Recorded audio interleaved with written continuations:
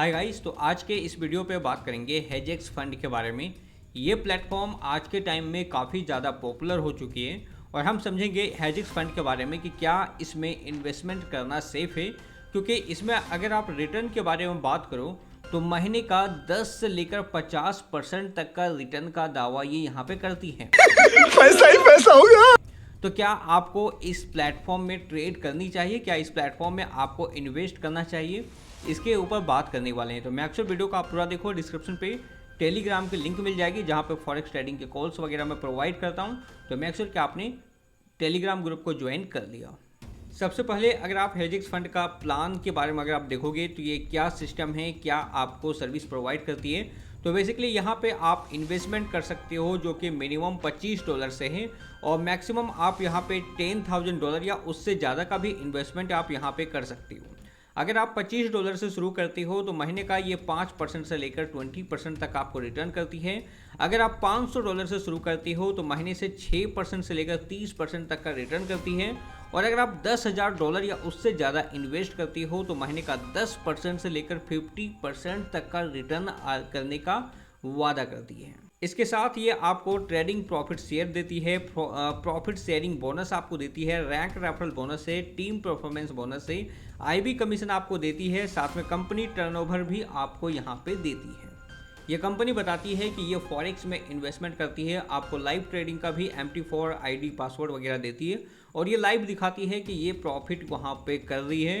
पिछले 1 साल से ज़्यादा का टाइम हो चुका है इस कंपनी को और काफ़ी अच्छा सर्विस लोगों को प्रोवाइड कर रही है। सच बताऊं तो बहुत सारे लोगों ने काफ़ी अच्छी प्रॉफिट यहाँ पर बनाई है और काफ़ी सारे ऐसे लोग हैं जो थाईलैंड, मलेशिया का टूर कर चुके हैं और इस टूर से वो लोगों को मोटिवेट करती है कि आप भी इस प्लेटफॉर्म पे इन्वेस्ट करो।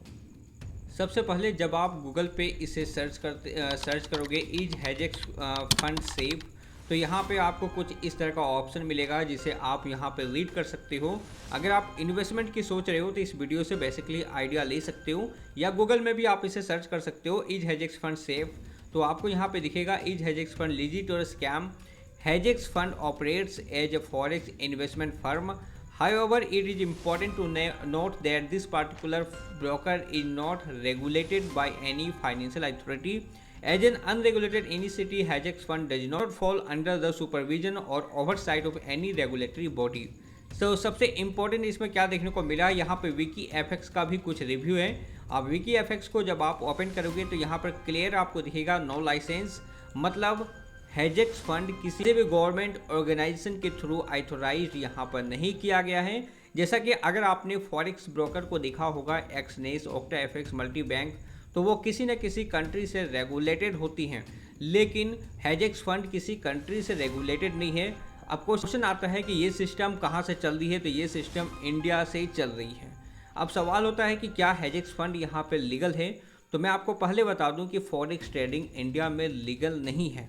अगर फॉरेक्स ट्रेडिंग इंडिया पे लीगल नहीं है तो जाहिर सी बात है कि फॉरेक्स ट्रेडिंग में काम करने वाले हर वो ऑर्गेनाइजेशन जो इंडिया में काम कर रहे हैं वो इलीगल है। इंडिया में कोई भी कंपनी अगर आती है फॉरेक्स ट्रेडिंग के नाम पर पैसे उठाती है तो वो अगर इंडिया में रजिस्ट्रेशन करवाती है तो जाहिर सी बात है कि वो फॉरेक्स ट्रेडिंग के नाम पर रजिस्ट्रेशन नहीं करवाती है, वो किसी और बिजनेस के नाम पर रजिस्ट्रेशन करवाती है। मतलब अगर उसके आपने GST जो भी नंबर वगैरह वो आपको दिखाई, MCA का सर्टिफिकेट, तो वो सब किसी और ट्रेडिंग के नाम पे, किसी और नाम पे वो लाइसेंस यहाँ पर लेती है, ना कि फॉरेक्स ट्रेडिंग के नाम पे वो लाइसेंस लेती है। और दूसरी बात मैं आपको बता दूं कि अगर किसी कंपनी के पास MCA का सर्टिफिकेट होता है या फिर किसी भी तरह का GST रजिस्ट्रेशन सर्टिफिकेट वगैरह होती है तो वो उसे बिजनेस करने का लाइसेंस यहाँ पर देती है, ना कि मार्केट से पैसे उठाने का। तो कंपनी का मास्टर डेटा यहाँ पर दिखाया गया है, number of partners, number of designated partner. तो यहाँ पे दो लोग इसके पार्टनर बताए जा रहे हैं, दिनेश कुमार जैन, राजेंद्र दुबे। तो ये लोग यहाँ पर इसके पार्टनर है। तो कंपनी का जो रजिस्ट्रेशन हुआ है वो यहाँ पे कौशल्या वेलफेयर फाउंडेशन के नाम पे रजिस्ट्रेशन है। मतलब इंडिया में जिस नाम से ये रजिस्ट्रेशन है वो कौशल्या वेलफेयर फाउंडेशन के नाम से है और इस नाम से वो यहाँ पे अपनी कंपनी को रन करवा रही है। अब बात करते हैं कि फॉरेक्स ट्रेडिंग में इम्पॉर्टेंट क्या होती है। फॉरेक्स ट्रेडिंग में इम्पॉर्टेंट होती है एक रेगुलेटेड फॉरेक्स ब्रोकर, जो कि आप Exness, XM global, OctaFX, multi bank इस तरह के आप यहाँ पर जानते हो। इसके बाद होती है इम्पॉर्टेंट लाइव ट्रेडिंग का कि वो आपके पास इन्वेस्टर आईडी पासवर्ड होती है, उसे आप लाइव ट्रेडिंग पे यहाँ पे देख सकते हो कि क्या ट्रेडिंग यहाँ पे चल रही है। आज के टाइम पे फॉरेक्स ट्रेडिंग का सबसे बड़ा स्कैम अगर हम यहाँ पर बात करें तो वो है फॉरेक्स ब्रोकर का। बहुत सारे लोग यहाँ पर क्या कर रहे हैं कि फॉरेक्स ब्रोकर का एक फेक फॉरेक्स ब्रोकर वो अपना क्रिएट करती है।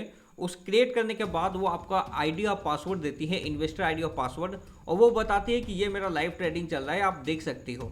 आप भी ये सोचोगे कि ये वाकई में इसका लाइव ट्रेडिंग चल रहा है, काफ़ी अच्छा प्रॉफिट यहाँ पे बना रहा है।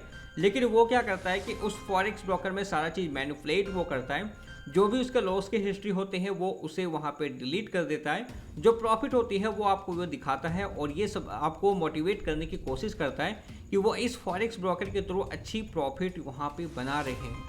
अब मैं इस बात का श्योर नहीं हूँ कि हेजेक्स फंड जो आपको MT4 आईडी और पासवर्ड आपको देता है, इन्वेस्टर आईडी और पासवर्ड, तो वो किस फॉरेक्स ब्रोकर को यूज कर रहा है और वो ब्रोकर कितना सेफ है, इसके बारे में मैं आपको क्लियर नहीं बता सकता।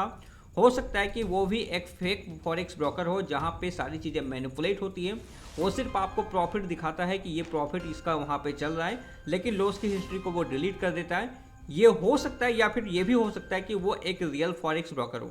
तो इस पे आपको रिसर्च और एनालाइज करने की ज़रूरत है कि जब आप MT4 आईडी पासवर्ड से लॉगिन करते हो तो सर्वर नेम में कौन सा फॉरेक्स ब्रोकर यहाँ पर आता है, उस फॉरेक्स ब्रोकर का क्या रेगुलेशन है, ये जानकारी करना आपका यहाँ पर दायित्व बनता है। तो टोटल कंक्लूजन के ऊपर अगर हम बात करें तो ये हेजेक्स फंड यहाँ पे जिस कंपनी के बारे में बात कर रहा हूँ, ये किसी भी कंट्री के थ्रू रेगुलेटेड नहीं है। तो कल होकर इस कंपनी में कोई प्रॉब्लम आती है तो फिर हो सकता है कि आपने जिस तरह से आज MTF बोरा बैंड का देखा है, उसी तरह से इस कंपनी का भी यहाँ पर ये हाल हो जाए। क्योंकि जाहिर सी बात है कि सिस्टम अगर इंडिया से चल रही है तो आज भले ही वो 1 साल यहाँ पे हो चुके हैं, लोगों ने पैसे कमाए हैं, लेकिन आने वाली टाइम पे बहुत सारे FIR वगैरह होना शुरू होते हैं जब भी कोई प्लेटफॉर्म यहाँ पर पॉपुलर होती है। और जब FIR वगैरह होना शुरू होंगे तो कंपनी को पता चल चुका होगा कि अब यहाँ पर मार्केटिंग करना या फिर अब पैसे और ज़्यादा उठाना मुश्किल होगा।